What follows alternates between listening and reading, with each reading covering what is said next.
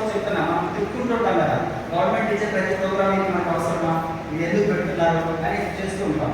So వాళ్ళ main ఏంటంటే 2030 కంట ఈ గోల్స్ మొత్తం రీచ్ అవ్వాలి, ఈ గోల్స్ కంప్లీట్గా రీచ్ అవ్వాలి. సో ఈ గోల్స్ రీచ్ అవ్వాలంటే దానిపైన పెట్టుబడి పెడుతూ పోతుంటారు.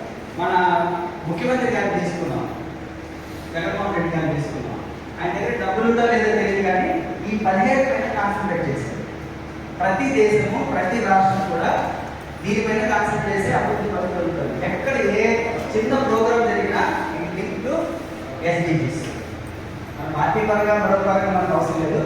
చిన్న ఎగ్జాంపుల్ చూడండి, జీరో హంగర్, మీకు రైస్ ఇస్తున్నారు, ఇళ్ళకి తీసుకొచ్చి ఇస్తున్నారు. నో పావర్టీ, వాళ్ళకి సమ్ ఇన్సెంటివ్ పారామీటర్స్ ఉన్నాయి. ఈ 2036 పారామీటర్లో ట్యాప్ సిస్టమ్ కూడా ఒకటి. ట్యాప్ ఎలా ఉండాలి మన స్కూల్స్లో?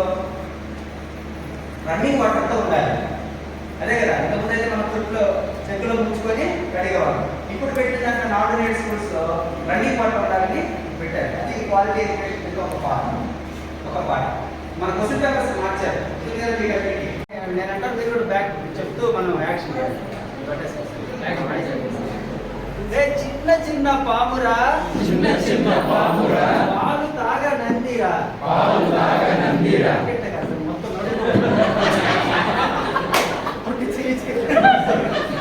చిన్న చిన్న పామురా